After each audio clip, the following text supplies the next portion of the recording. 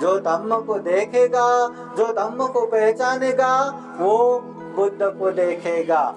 इसलिए बुद्ध देखना है तो धम्म को पहचानना है। स्वागत है आप सभी का। आप लोग देख रहे हैं बुद्धास टीचिंग चैनल और हम यहाँ महाकारुणिक तथागत बुद्ध और उनके शिक्षाओं के विषय में चर्चा करते हैं।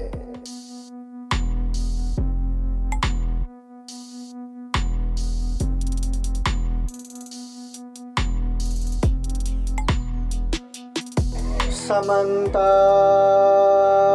चक्रवालेषु अत्र गच्छन्तु देवता सतमं मुनिराजस शृण्वन्तु सद्गमोक्खदं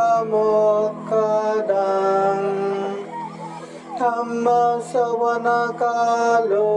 अयं बदन्ता धम्मश्रवणकालो अयं बदन्ता धम्मश्रवणकालो अयं बदन्ता नमो तस्सै भगवतो अरहतो सम्मा सम्बुद्दस्स नमो तस्सै भगवतो अरहतो सम्मा सम्बुद्दस्स नमो तस्सै भगवतो अरहतो सम्मा सम्बुद्दस्स सर्वपापसकरणं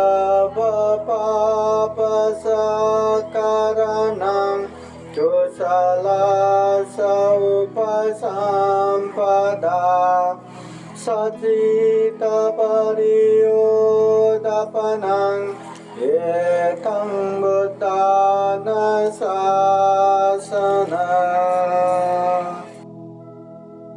सर्वप्रथम महाकारुणिक तथागत भगवान बुद्ध को त्रिवार वंदना। महाकारुणिक तथागत बुद्ध द्वारा देशित सो आख्या धम्म को त्रिवार वंदना। महाकारुणिक तथागत बुद्ध के आर्य श्रावक संघ को त्रिवार वंदना। परम पूजनीय बोधिसत्व डॉक्टर बाबा साहब अम्बेडकर आज के विशेष 18वां अखिल भारतीय बौद्ध धम्म परिषद ये वसमत मालवता यहाँ उपस्थित पूजनीय भिक्षु संघ धम्म परिषद के अध्यक्ष पूजनीय प्राध्यापक डॉक्टर एम सत्यपाल महाथेरो पंत जी, पूजनीय भिक्षु हर्षबोधि महाथेरो पंत जी, पूजनीय भिक्षु धम्मदीप थेरो, पूजनीय भिक्षु बुद्धभूषण, पूजनीय भिक्षु नागसेन, पूजनीय भिक्षु संघ श्रामणीगण, आर्यगण और उपस्थित उपासक उपासिकाएं बुद्धास टीचिंग चैनल में लाइव देख रहे संपूर्ण श्रद्धा संपन्न बुद्धि संपन्न उपासक उपासिकाएं। सर्वप्रथम यहाँ मालवता वसमत में 18वां अखिल भारतीय बौद्ध धम्म परिषद संपन्न हो रहा है। इस धम्म परिषद के जो आयोजक संयोजक पूजनीय भिक्षु बुद्धभूषण श्रामणेर संघरत्न प्रमुख धम्म परिषद में साथ देने वाले सहयोग करने वाले संपूर्ण उपासक उपासिकाएं दानदायिकाएं सबके जीवन में बुद्ध का आशीर्वाद रहे, धम्म का आशीर्वाद रहे, संघ का आशीर्वाद रहे, ऐसी कामना करते हैं।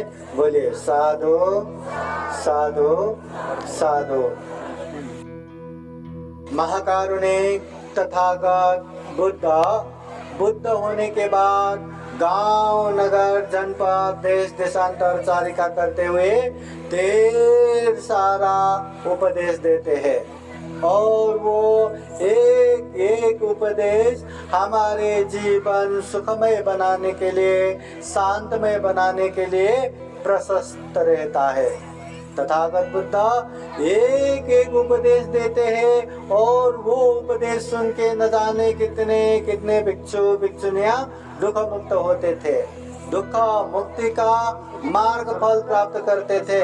श्रोतापति, सकितागामी, अनागामी, अरहत, और साथ ही साथ बहुत सारे उपासक उपासिकाएं भी जीवन में सुख शांति प्राप्त करते थे, दुख मुक्ति का मार्ग फल प्राप्त करते थे।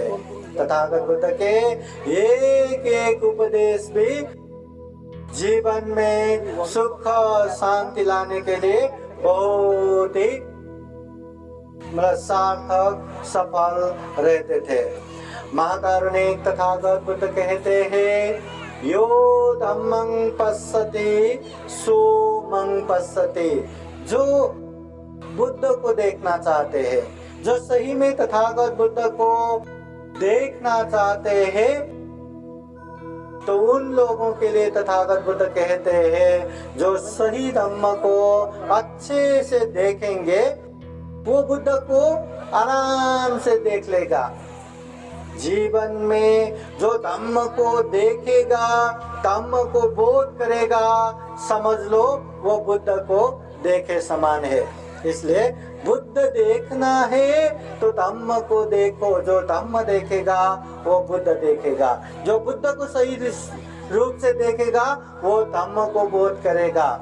इसलिए बुद्ध को देखना है तो धम्म को देखना बहुत जरूरी है।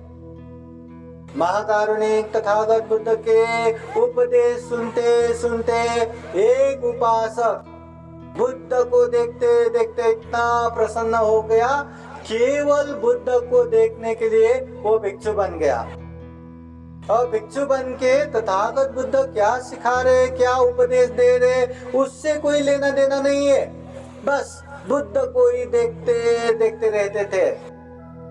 सामने से देखते थे, पीछे से देखते थे, दाएं से देखते थे, बाएं से देखते थे, बीच में से देखते थे, और हर जगह से यही अनुभव होता था, अरे भगवान बुद्ध कितना खूबसूरत दिखता है, बुद्ध बोलते हैं तो कितना अच्छा दिखता है, बुद्ध बैठते हैं तो कितना अच्छा दिखते हैं, आगे से अच्छा दिखते, पीछे से अच्छा दिखते, दाएं से अच्छा देखते, बाएं से अच्छा देखते। केवल बुद्ध को देख देख कर प्रसन्न हो रहा था वो भिक्षु, जिसे वोक्कली भिक्षु कहते हैं। अभी धम्म देशना के बीच में कोई यहाँ बात करे, कभी वहाँ बात करे, कोई वो उठ के चला जाए, कोई वो उठ के चला जाए, धम्म देशना सुनने वाले को डिस्टर्ब होता है कि नहीं? होता है कि नहीं? हाँ, तो वो भिक्षु भी इधर उधर से घूम रहे थे, चल रहे थे, तो डिस्टर्ब तो हो रहा था। हाँ, पंते जी चले, पंते जी उठे, पंते जी बात करे और किसी को डिस्टर्ब नहीं होगा, ऐसा होता है क्या? नहीं। पंडित जी चले तो भी डिस्टर्ब, बोले तो भी डिस्टर्ब, है ना? तो वहाँ भी बहुत सारे लोगों को डिस्टर्ब होने लगा। तो तथागत बुद्ध ने ये जान लिया कि वो कली भिक्षु बहुत सारे धम्म देशना सुनने वाले को डिस्टर्ब कर रहे। तथागत बुद्ध ने वो कली भिक्षु को बुलाया और ओवाद देशना किया। ओवाद देशना बोले तो कड़ाई के साथ उनको उसको समझाया कि मूर्ख हो कली, तू मेरा शरीर क्या देख रहे हो? तुम्हारा शरीर भी वही है, मेरा शरीर भी वही है, मल मूत्रों से भर पड़ा, ये गंदगी से भर पड़ा शरीर है। केवल शरीर को देखने वाले मूर्ख व कली, जाओ मेरे सामने मत बैठो। बुद्ध ने ऐसा कहा तो उसको दिल तक लगा, अरे मैं बुद्ध को देखने के लिए प्रवज्ञा बना, बुद्ध को देखने के लिए भिक्षु बना, अभी बुद्ध ही मुझको पसंद नहीं करते, बुद्ध ही मुझे गुस्सा करते, तो मैं यहाँ बैठ के क्या करूँ? मैं तो चला जाऊंगा। और मैं चला जाऊंगा, बुद्ध को देख नहीं पाऊंगा, तो फिर मैं दूसरी जगह पे भी रह के क्या करूं? मैं तो मर ही जाऊंगा। आत्महत्या करने के लिए तैयार हो गया। उस समय तथागत बुद्ध वहां आके खूब मैत्री करुणा पूर्वक समझाते, हे वो कली, तुम्हारे शरीर भी मल मूत्र से भर पड़ा है, मेरा शरीर भी मल मूत्र से भर पड़ा है। जो फर्क है वो ज्ञान को देखो, जो फर्क है वो धम्म को देखो। यो धम्मं पश्यति सोमं पश्यति। जो धम्म को देखेगा वो बुद्ध को देखे समान है। इसलिए धम्म को देखो, फिर जाके तुम बुद्ध को देख पाओगे। बुद्ध के ये बात सुन के वो कली को लगा, रे बुद्ध मुझे नापसंद तो नहीं करते, अगर नापसंद करते तो बुद्ध यहाँ क्यों आते? तो उसने भी बोध किया, हाँ ठीक है, अभी भगवान बुद्ध ने जैसा बोला मैं वैसा ही धम्म को देखूंगा, फिर बुद्ध को देखूंगा। उसने धम्म को अच्छे से जाना, अच्छे से समझा, अच्छे से महसूस किया। बहुत जल्दी उसने बुद्ध को देखा, धम्म को देखा, धम्म अवबोध करके मार्ग फल में भी प्रतिष्ठित हुआ। तो तथागत बुद्ध कहते हैं, अगर बुद्ध को देखना है तो केवल मूर्तियों में देख के बुद्ध नहीं देखेंगे। हाँ, बुद्ध विहार में जाके अनेक अनेक मूर्तियों में देख के, अनेक अनेक बुद्ध गया, कुशीनगर, सारनाथ, लुम्बिनी, वैशाली, श्रावस्ती, ऐसे पवित्र जगह पे घूमने मात्र से बुद्ध दिखने वाला नहीं है। सही मायने में बुद्ध देखना है तो हमें धम्म को देखना है, धम्म को पहचानना है। जो धम्म को देखेगा, जो धम्म को पहचानेगा, वो बुद्ध को देखेगा। इसलिए बुद्ध देखना है तो धम्म को पहचानना है। यो धम्मं पश्यति सो मं पश्यति। फिर तथागत बुद्ध कहते हैं, यो गिलानं उपत्थाति सो मं उपत्थाति। जो बीमारियों का सेवा करते हैं वो बुद्ध को सेवा करने समान है। आप लोग बीमारियों का सेवा करते हैं कि नहीं? बूढ़े बूढ़े लोगों का सेवा करते हैं कि नहीं? या कीन मान के दूर दूर हो जाते हैं? सेवा करना पसंद है? अगर बुद्ध को सेवा करने बराबर का पुण्य प्राप्त करना है तो बुद्ध कहते हैं बीमारियों का सेवा करो, बूढ़े अशक्त लोगों का सेवा करो, खूब पुण्य मिलेगा। तथागत बुद्ध के समय में श्रावस्ती के जेतवन बुद्ध विहार में एक भिक्षु ऐसे बीमार पड़ गया कि छोटा छोटा फोड़ा आया था। वो बढ़ते बढ़ते बढ़ते इतना बड़ा बड़ा हो गया, फोड़ा फूटने लगा, उससे पीप बहने लगा, इतना घिनौना गंध फैलने लगा, कोई उसके पास भी नहीं आ सके। और वो फूट फूट के पूरा मांस उसके अंदर का हड्डी तक चूर चूर होने लगे। इतना दर्द और इतना पीप बह रहा है, खून बह रहा है, गीला गीला हो रहा है, इतना घिनौना बास फैल रहा है, कोई उसके पास भी नहीं आ रहा है। न वो उठ सकते हैं न चल सकते हैं। जहाँ सोए वहीं पे मल त्याग करो, वहीं पे मूत्र त्याग करो, वहीं पे खाना खाओ। कैसे हालत हुआ रहेगा? हाँ, ऐसे हालत में जी रहा था वो भिक्षु, मरने जैसा हो रहा था वो भिक्षु। तथागत बुद्ध के महाकरुणा समापति ध्यान में एक बार वो भिक्षु आ गया। भगवान बुद्ध वो भिक्षु को देख के, वो भिक्षु के उपकार के लिए बुद्ध स्वयं वहां गए और उसको एकदम साफ करके उसको अच्छे से साफ सुथरा करने लगे। तो बुद्ध वहां आने लगे तो वहां और भिक्षुगण भी आ गए। किसी ने गरम पानी लाया, किसी ने कपड़े भिगो के उसको नहला दिया, किसी ने उसका गंदा कपड़ा धो दिया, किसी ने ये साफ किया, किसी ने वो साफ किया। सब साफ करके अच्छे कपड़े लगवा दिया तो उसका मन भी बहुत हल्का हो गया। बहुत दिनों से वही मल मूत्र वही खाना ऐसे बेच रहे थे। आज साफ सुथरा हुआ, हल्का हुआ और बुद्ध को देख के मन प्रसन्न हो गया। फिर तथागत बुद्ध उनको समझाते हैं, हे भिक्खु, देखो तुम्हारा शरीर, पहले का तुम्हारा शरीर और अभी का तुम्हारा शरीर ध्यान से देखो।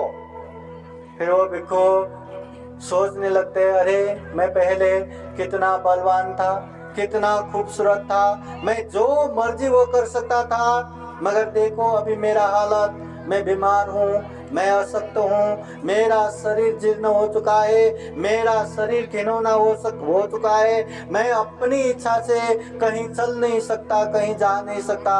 ओहो अनित्य शरीर, ओहो अनित्य शरीर। ये देखते देखते तथागत बुद्ध के उपदेश स्मरण करते करते वो मार्ग फल भी प्राप्त करते हैं, दुख मुक्त अनंत भी होते हैं और तुरंत वो परिनिर्वाण भी होते हैं। तो तथागत बुद्ध के उपदेश सुन के उसका कल्याण हो गया। बाद में तथागत बुद्ध सारे भिक्षुओं को कहते हैं, भिक्षुगण, यो गिलानं उपत्थाति सोमं उपत्थाति, जो बीमारियों का सेवा करते हैं वो मेरा सेवा करना समान है। इसलिए जो बीमार है, जो बूढ़े हैं, जो अशक्त है, उन लोगों का सेवा करना चाहिए। ये तथागत बुद्ध समझाते हैं, ये तथागत बुद्ध बताते हैं। इसलिए जब जब भी बुद्ध को देखने का मन हो तो तथागत बुद्ध के धम्म को देखो। जब जब तथागत बुद्ध की सेवा करने का मन हो तब तब बूढ़े अशक्त बीमारी लोगों का सेवा करो, ये तथागत बुद्ध कहते हैं।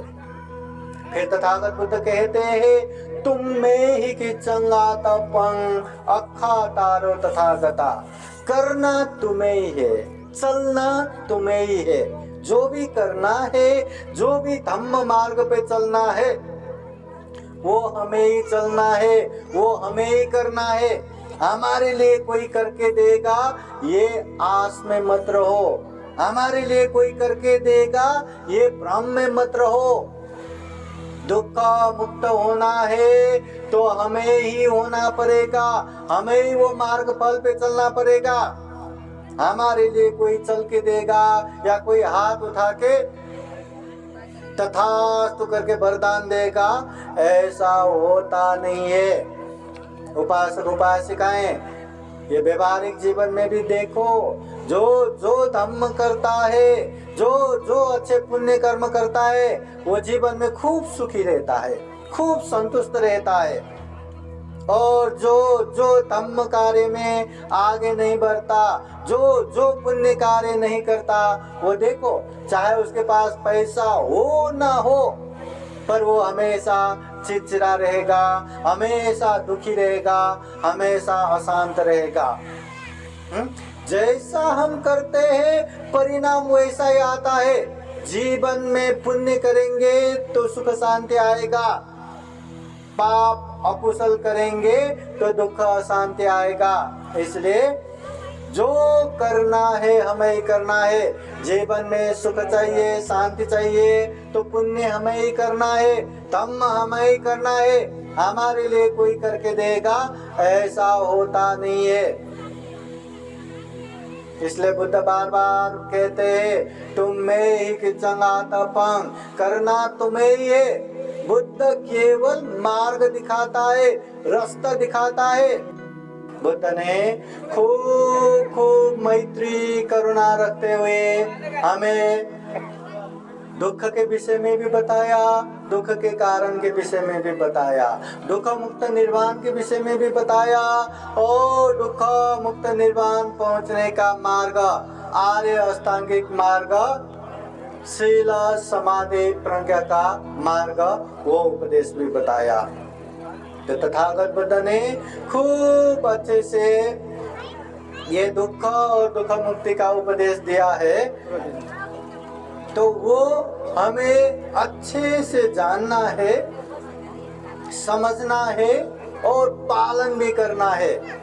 अगर हम पालन नहीं करेंगे तो हम दुख मुक्त नहीं हो सकता। बुद्ध के शरण गए, बुद्ध का हम स्तुति कर रहे, स्मरण कर रहे, बुद्ध का पूजा कर रहे, दिन में 10-10 बार 20-20 बार बुद्ध के सामने नमन कर रहे, इसलिए बुद्ध हमें वरदान देगा, ऐसा होता नहीं। हाँ, अगर दुख मुक्त होना है तो हमें ही वो दुख मुक्ति के मार्ग पे चलना है। अभी ये धम्म परिषद के लिए हम सुबह सुबह छत्रपति संभाजीनगर औरंगाबाद से निकले। औरंगाबाद से निकले तो यहाँ वो बुद्ध भूषण महंत जी ने हमें यहाँ का लोकेशन मैप भेजा है, कहाँ आना है। तो वो लोकेशन मैप मोबाइल में रखते हुए हम उसको देखते देखते यहाँ आ गए। अभी चलते चलते चलो वहां से 50 किलोमीटर हो गया, अब बस करके हम वहीं रुक जाते तो हम यहाँ पहुँचते क्या? चलो 100 किलोमीटर हो गया, अब तो बस हो गया करके हम वहीं रुक जाते तो पहुँच जाता है। अभी तो परवनी तक भी आ गया, 200 किलोमीटर हो गया करके वहीं रुक जाता तो हम यहाँ पहुँच जाता। और बाकी तो छोड़ ही दो, अभी तो वसमत भी पहुँच गए करके हम वहीं रुक जाते तो यहाँ पहुँच जाता क्या? नहीं, जब तक हम यहाँ तक परिपूर्ण रूप से पहुँचेंगे नहीं तब तक ये पूर्ण नहीं होगा, नहीं पहुँचेगा। उसी तरह तथागत बुद्ध ने दुख का भी उपदेश दिया है, दुख मुक्ति का उपदेश भी दिया है। वो उपदेशों को अच्छे से जान के समझ के पालन करना है। पालन करेंगे तो ही हम दुख मुक्त हो पाएंगे। केवल जानने मात्र से, केवल मानने मात्र से हम दुख मुक्त होगा, ऐसा होता नहीं है। इसलिए बुद्ध ने खूब करुणा पूर्वक दुख और दुख मुक्ति का उपदेश दिया, उसे हमें ही जानना है, हमें ही पालन करना है। तथागत बुद्ध के पुत्र राहुल कुमार 7 साल के उम्र में उसको दीक्षा दिया। क्या दीक्षा देते ही पंथी बनाते उसको, चलो अभी ये निर्वाण मेरा पुत्र है, इसको निर्वाण पहुंचा देता हूँ करके निर्वाण पहुंच गया क्या? बुद्ध उसको निर्वाण पहुंचा सका क्या? नहीं, उसको ही मेहनत करके निर्वाण पहुंचना पड़ा। बुद्ध के भाई देवदत्त, वो देवदत्त भिक्षु हमेशा बुद्ध को दुख देने के लिए, बुद्ध को तकलीफ देने के लिए, बुद्ध को मारने के लिए, बुद्ध को बदनामी करने के लिए हमेशा पीछे पीछे ही पड़े रहे। जीवन के अंतिम समय तक बुद्ध का बदनामी करता रहा और अंत में वो मर गया। मेरा भाई है, चलो इसको मैं अरहत बना देता हूँ, दुख मुक्त करता हूँ। क्या बुद्ध ऐसे दुख मुक्त कर सकते हैं क्या? हो सकते हैं क्या? नहीं, बुद्ध वरदान देने वाला नहीं है। बुद्ध ने खूब मैत्री करुणा पूर्वक उपदेश दिया है। जिसने वो उपदेश को जाना समझा उसने ज्ञान प्राप्त किया, दुख मुक्ति का मार्ग फल प्राप्त किया। कितना डरावना आलवक राक्षस, उसने भी बुद्ध का उपदेश सुन के धम्म बोध किया। हजारों लोगों को मारने वाला अंगुलीमाल, वो अंगुलीमाल भी बुद्ध का उपदेश सुन के भिक्षु बना, दुख मुक्त अरहंत हो गया। पागल जैसे अपने मरे हुए बच्चे को जीवित करने के लिए यहाँ वहाँ बैठे के वहाँ दौड़ते रहने वाले कृष्णा गौतमी, उसको भी तथागत बुद्ध ने भिक्षुनी बनाया, दुख मुक्त हो गया। पत्ताचारा, कि जिसके जीवन में एक ही दिन में उसका पति सांप ने डस के मारा, उसका छोटा बेटा चील उड़ा के लेके गया, बड़ा बेटा पानी में बह गया, अपने भाई माता पिता एक ही जगह घर गिर के मर के एक ही मसान में जल रहा है। तो इतना दुख का वज्रपात, वो पागल जैसी हो गई। तो ऐसे उपासिका को भी तथागत बुद्ध ने स्मृति देते हुए, धम्म का उपदेश देते हुए उसको भिक्षुनी बनाया, वो भी दुख मुक्त हो गया। बुद्ध के समय में उत्पल वर्णा, इतने खूबसूरत वो उत्पल वर्णा, जैसे ही जवान हो गए उसके घर में शादी के लिए हर तरह से वहाँ शादी के लिए वहाँ आ गया। राजा महाराजा से लेके बड़े बड़े सेठ से लेके बड़े बड़े घर से वो शादी का रिश्ता आ गया। अभी ऐसे समय में एक को दूं तो सारे के सारे शत्रु बनेंगे। उसके पिता कहते हैं उत्पल वर्णा, अभी दो ही बातें हैं, या तो मैं तुम्हें टुकड़े टुकड़े करके सबको एक एक टुकड़ा दे दूं, या शादी करना न पड़े उस तरह से तुम सन्यास बनो, क्या करोगे? तो उत्पलवर्णा कहते हैं अगर आपकी आज्ञा हो तो मैं भिक्षुनी बन के जाती हूँ। हाँ ठीक है। वो भिक्षुनी बन के गई और जल्दी दुख मुक्ता निर्वाण भी हो गया। तो जो जो श्रद्धा चित्त से, जो जो अच्छे मन से तथागत बुद्ध के शरण में आए, धम्म को जाना समझा, वो लोग आराम से दुख मुक्त हो गया, दुख मुक्ति के मार्ग फल प्राप्त किया। मगर जिसका मन शुद्ध नहीं हुआ, जिसने मन शुद्ध करने के लिए चेष्टा ही नहीं किया, प्रयत्न ही नहीं किया, वो जीवन भर बुद्ध के साथ रह के भी कुछ कल्याण नहीं हुआ। तथागत बुद्ध दरबार में रहते समय हमेशा साथ रहने वाले उसके बचपन के दोस्त छंदक सारथी, वो छन्न भी कहते, वो छंदक जब सिद्धार्थ ने महाविनिष्क्रमण किया था, दरबार त्याग के बाहर गया था, उस समय कंठ घोड़ा लेके साक्षात महाविनिष्क्रमण करने वाला यही छंदक सारथी। जब बुद्ध बन गए वो भी भिक्षु बन गया। भिक्षु बन गया तो उसमें इतना अहंकार कि किसी को पूछता भी नहीं, बड़े बनते को वंदना भी नहीं करता। बड़े आसन में बैठ के बड़े बड़े भिक्षुओं का वंदना लेके बैठते हैं। और किसी ने कुछ बोला तो मुझे जानते हो मैं कौन हूँ पता है? मेरी वजह से बुद्ध बना, उसको दरबार से निकालने वाला कौन? मैं।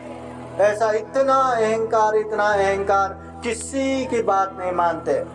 बुद्ध ने भी बार बार समझाया, छंदक ऐसा मत करो, पर कभी नहीं माना। बुद्ध के सामने हो और उधर गया तो वैसा कि वैसा ही। बाद में बुद्ध ने संघ को कहा कि मेरे महापरिनिर्वाण बाद वो छंदक को ब्रह्मदंड दो। ब्रह्मदंड बोले तो सारे भिक्षु लोग उससे बीमारी नहीं करने का, बात ही नहीं करने का। बाद में उसको रियलाइज होता है, महसूस होता है, वो क्षमा मांग के फिर ज्ञान प्राप्त करते हैं। ये छंद का तो मतलब बुद्ध के धम्म में जो अच्छे से ज्ञान को, धम्म को जाना समझा, वो लोगों ने आराम से दुख मुक्त मार्ग फल प्राप्त किया। मगर जिसने प्रयत्न नहीं किया, जिसने स्मृति नहीं रखा, उसका जरा सा भी कल्याण नहीं हुआ। इसलिए बुद्ध कहते हैं अत्ताई अत्तनो नाथो, कोई नाथो परोसिया। हम खुद के मालक खुद ही है, कोई हमारे मालक नहीं है। हमारे जीवन में सुख हो रहा है तो इसका कारण हम ही है। हमने अच्छा किया इसलिए हमारे जीवन में सुख हो रहा है। अगर हमारे जीवन में दुख हो रहा है तो उसका कारण भी केवल और केवल हम ही है। हमने गलत काम किया, हमने अकुशल किया, इसलिए तो दुख हो रहा है, इसलिए तो अशांति हो रहा है। इसलिए हमारे जीवन में सुख हो रहा है तो उसका कारण हम ही है। हमारे जीवन में दुख हो रहा है तो उसका कारण भी हम ही है। हमारे सुख दुख में कोई जिम्मेदार नहीं है, कोई कारण नहीं है। इसलिए जीवन में सुख चाहते हैं तो खूब पुण्य करो, धम्म करो। दुख चाहते हैं तो दुख का कारण जो पाप है, अकुशल है, करते जाओ, दुख आते रहेंगे। इसलिए अत्ताई अत्तनो नाथो, हम खुद के मालक खुद ही है। कोई नाथो परोसिया, कोई किसी के मालक नहीं है। हमारा भी कोई मालक नहीं है। आप लोग धम्म परिषद में आ रहे, आप लोगों को कोई लेके आ सकता है, कोई आप लोगों को यहाँ बिठा सकता है, मगर यहाँ रह के पुण्य करना है या पाप करना है ये आप लोगों के हाथ में ही है कि नहीं? धम्म परिषद में आने वाले सबके सब पुण्य करेगा इसका गारंटी है? सबके सब ये धम्म देशना सुन के बैठेगा इसका कोई गारंटी है? नहीं है। जो जो धम्म परिषद में आके अच्छे से धम्म को जानेंगे, समझेंगे और घर जाके भी पालन करेंगे, उसका तो कल्याण ही कल्याण हो गया, मंगल ही मंगल हो गया।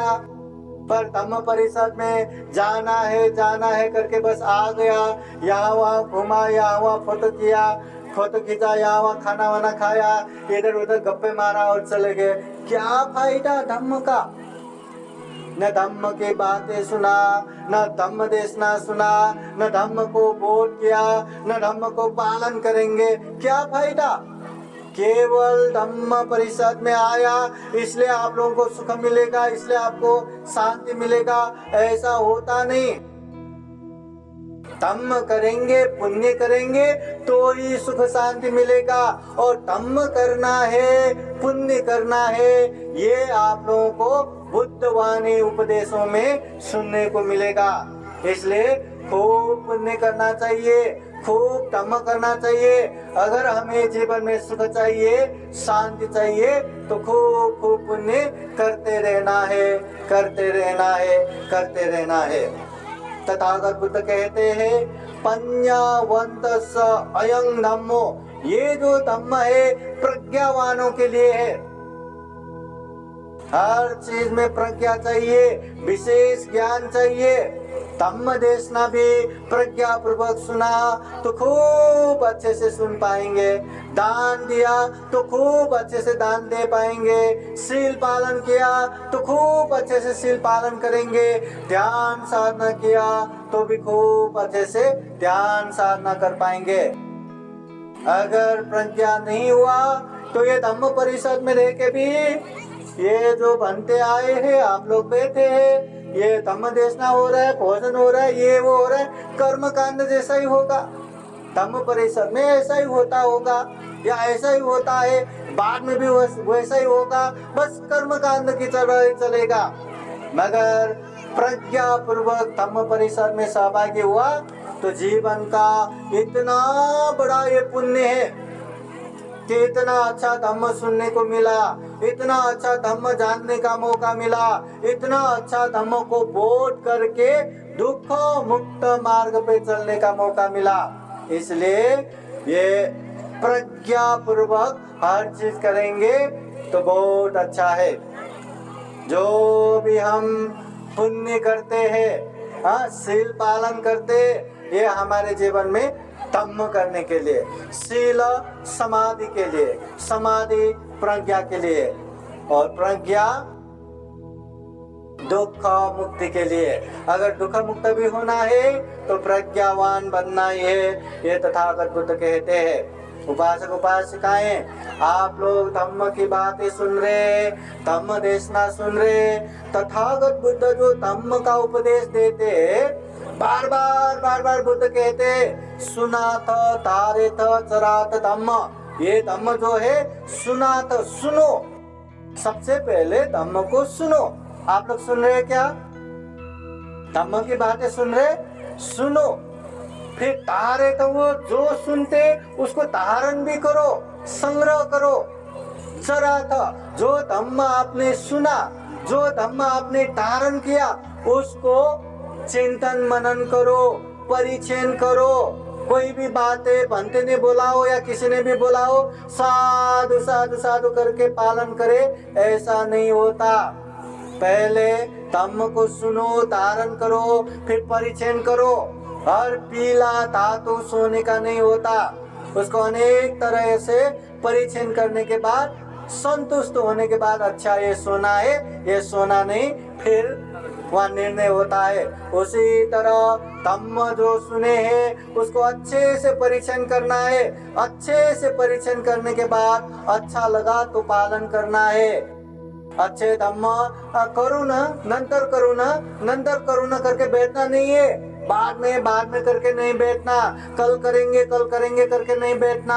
क्या पता कल आए ना आए, और आ भी गया तो वो धम्म करने का मन हो न हो। इसलिए बुद्ध कहते हैं, अभिथरेत कल्याणे, पुण्य करने का मन हो ना, तुरंत करो, तत्काल करो। पापा चित्तं निवारे, मन में पाप चित्त आने मत दो। पुण्य करने में थोड़ा भी देर लग गया ना, ये पाप उसे जकड़ लेता है।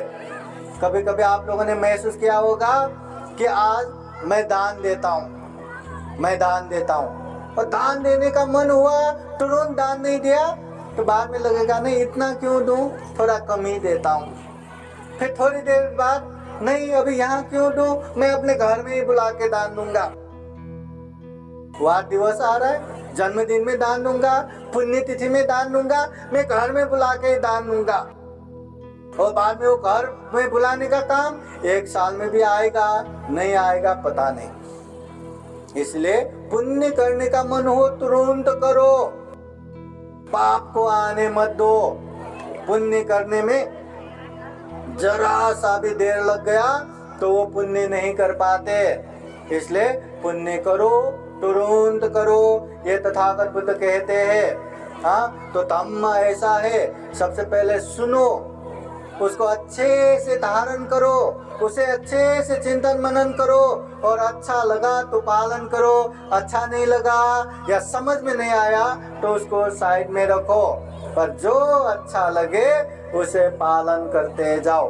तथागत बुद्ध धम्मपद में एक गाथा द्वारा कहते हैं, पुण्यं चे पुरिषो कैरा कैराथे तं पुनः पुनः तं विचन्दं कैराथ सुखो पुण्यसौ चयो।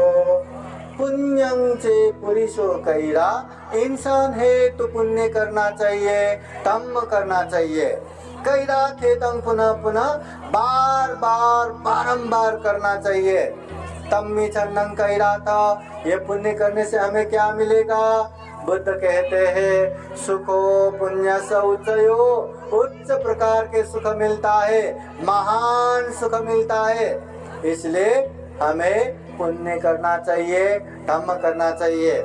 तथागत बुद्ध ने जीवन भर जो धम्म का उपदेश दिया, बुद्ध महापरिनिर्वाण बाद तथागत बुद्ध के वो धम्म और विनय को 500 अरब भिक्षु शिष्यों ने संग्रह किया, और वही धम्म और विनय को आज के समय में बौद्ध ग्रंथ त्रिपिटक के रूप में संग्रह किया है। वो त्रिपिटक में सुत्त पिटक है, विनय पिटक है, अभिधम्म पिटक है। वो त्रिपिटक में तथागत बुद्ध के 84,000 धम्म स्कंद है। पर सबके सब धम्म जानना ही है, समझना ही है, पालन करना ही है, ये जरूरत नहीं है। पर जितना धम्म हमें जानने का मौका मिला, सुनने का मौका मिला, उसे पालन करना जरूरी है। बुद्ध सारे धम्म को सारांश में एक ही गाथा द्वारा उपदेश देते हैं। बुद्ध एक ही गाथा में वो क्या उपदेश देते हैं? बुद्ध कहते हैं सब पाप सकरणं कुशल सौपसंपदा सचित परियोदपनं एतं बुद्धान शासनं, एतं बुद्धान शासनं, ये बुद्धों का शासन है, ये बुद्धों का शिक्षा है, धम्म है, उपदेश है। क्या उपदेश है?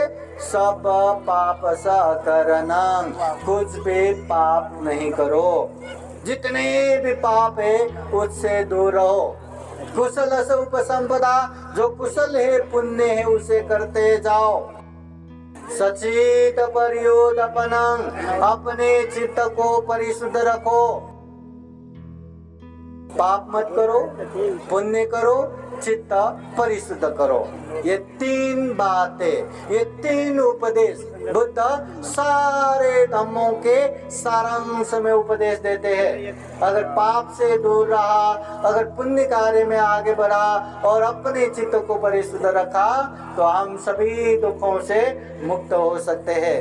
तो बुद्ध कहते हैं ये 3 बातें खूब अच्छे से ध्यान दो, चिंतन करो, मनन करो, सजग रहो, सतर्क रहो और अच्छे से पालन करो। जितने भी पाप है वो मत करो। शरीर से हिंसा मत करो, चोरी मत करो, बेविचार मत करो। ये वाणी से झूठ मत बोलो, चुगली मत करो, निंदा चर्चा मत करो, गाली गलौज मत दो। मन से लोभ लालच मत रखो, द्वेष दुराभावना मत रखो, मिथ्या दृष्टि मत रखो। और जितने भी पुण्य है धम्म है वो करते जाओ। चाहे श्रद्धा पूर्वक दान देना हो, चाहे शील पालन करना हो, चाहे ध्यान साधना करना हो, चाहे धम्म देशना सुनना हो, धम्म चर्चा करना हो, जितने भी पुण्य है करते जाओ। और चित्त को परिशुद्ध रखो। चित्त परिशुद्ध रहा तो शरीर से पाप नहीं होगा, मन से पाप नहीं होगा, वाणी से पाप नहीं करेगा। इसलिए ये 3 बातें खूब अच्छे से ध्यान देना है। ये महाकारुणिक तथागत बुद्ध के उपदेश है। तो उपासक उपासिकाएं, ये पहला उपदेश उद्गात के धम्म देशना है। और धम्म देशना देने के लिए विदिशाओं से पूजने भिक्षु संघ यहाँ आए हुए हैं। इसलिए ज्यादा धम्म देशना न देते हुए यहीं रुक जाता हूँ। तो फिर एक बार हम यही कामना करते हैं कि आप लोग भी जीवन में खूब अच्छे से महाकारुणिक तथागत बुद्ध के धम्म को जान सके, समझ सके और अच्छे से अभ्यास करते हुए, पालन करते हुए ये दुर्लभ, यह अमूल्य, ये सर्वश्रेष्ठ मनुष्य जीवन को सफल बना सके, सार्थक बना सके। अंत में जन्म जरा व्याधि मरण से मुक्त निर्वाण तक प्राप्त कर सके, ऐसे कामना करते हुए ये धम्म देशना यही समापन करते हैं। सबका मंगल हो, सबका कल्याण हो। भवतो सब मंगलम। साधु साधु साधु। बुद्धं नमामि, बुद्ध को नमन करता हूँ। धम्मं नमामि, धम्म को नमन करता हूँ। संघं नमामि, संघ को नमन करता हूँ।